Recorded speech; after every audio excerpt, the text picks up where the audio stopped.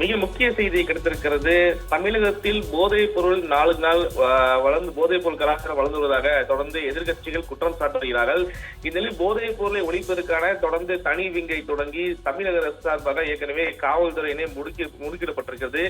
இந்த நிலையில் தான் போதைப் பொருள் ஒழிப்பு தொடர்பாக தமிழக முதல்வர் மு.க. ஸ்டாலின் தலைமையில் சென்னை தலைமைச் செயலர் மிக முக்கிய ஆலோசனை கூட்டத்தில் தலைமைச் செயலாளர் சிவதாஸ் மீனா பங்கேற்கிறார் மற்றும் டிஜிபி சங்கர் ஜிவால், சென்னை ஆவடி தாம்பரம் ஆணையர்களும் இந்த ஆலோசனை கூட்டத்தில் பங்கேற்றிருக்கிறார்கள்.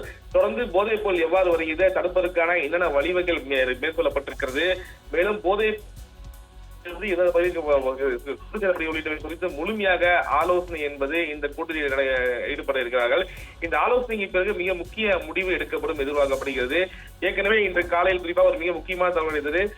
அதாவது தமிழக காவல்துறையில் மிக முக்கியமாக உளவுத்துறை செயல்பாட்டின் அடிப்படையில் மிக முக்கியமாக கொக்கைன் இன்று சென்னை அதாவது தமிழ்நாட்டுக்கு மிக முக்கிய சிட்டிகள் கைப்பற்றப்பட்டிருப்பதாகவும் அதில் மிக முக்கிய நபர்கள் கைது செய்யப்பட்டிருப்பதாகவும் அவர் சந்தேகிப்பதாக ஒரு தகவலானது இன்று காலையிலிருந்து பரவலாக பேசப்பட்டு வருகிறது. இந்த நிலையில் தான் மிக முக்கியமாக அந்த போதைப் பொருள் தொடர்பாக கொக்கைன் அதாவது ஏற்கனவே 2 நாட்கள் முன்பாக ஒரு தனியார் தொலைக்காட்சியில் பேட்டி அளித்த ஒரு நடிகை அவர்கள் குறிப்பாக நடிகர்களும் போதைப் பொருட்களை பயன்படுத்துகிறார்கள், மிக முக்கிய நடிகர் பங்கேற்கக்கூடிய நிகழ்ச்சியில கூட போதைப் பொருள் என்பது வழங்குவது சாதாரண ஒன்றாக இருக்கும் என ஒரு தகவலை பதிவு, அது கூட சர்ச்சையாக பேசப்பட்டது. அது தொடர்பாக பல்வேறு தலைவர் குறிப்பாக அரசியல் அமைச்சர் கூட கருத்து தெரிவித்தார்கள். அதை முழுமையாக காவல்துறை விசாரிக்க வேண்டும் என தெரிவித்திருந்தார்கள்.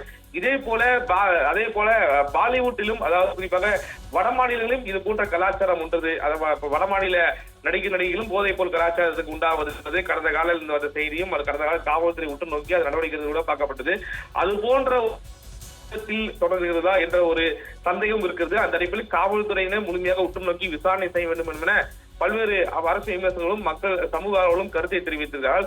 இந்த நிலையில் தான் இது முழுமையாக தடுப்பதற்கு என்னென்ன வழிவகைகள் மேற்கொள்ளப்படுகிறது குறித்து தமிழக முதல்வர் தலைமையில் இந்த ஆலோசனை கூட்டம் நடைபெறுகிறது. ஏற்கனவே கடந்த முறை நடந்த சட்டப்பேரவை கூட்டத்தில் கூட அதாவது போதைப் பொருளால் எத்தனை போதைப் பொருள் பயன்படுத்துவோரை நாம் மீட்டு உள்ளோம் மற்றும் எத்தனை பேரை கைது செய்திருக்கிறோம், அவர் சொத்து முடக்கப்பட்டிருக்கிறது. குறிப்பாக போதைப் பொருள் யார் விற்பனை செய்தாரோ யாரை பயன்படுத்துகிறாரோ அவரை கண்டுபிடித்து அவர் சொத்துக்கள் முடக்கம் என்பது கடந்த காலம் நடைபெற்றிருக்கிறது.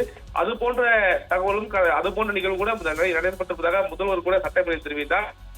தொடர்ந்து இன்று பல்வேறு சர்ச்சைக்கு இடையில் பல்வேறு விமர்சனங்களுக்கு இடையில் தமிழக முதல்வர் தலைமையில் இந்த போதைப் பொருள் ஒழிப்பு தொடர்பாக இந்த ஆலோசனை கூட்டம் நடைபெறுகிறது. இந்த ஆலோசனை கூட்டத்துக்கு பிறகு மிக முக்கிய அறிவிப்பு வெளியாகும் என எதிர்பார்க்கப்படுகிறது.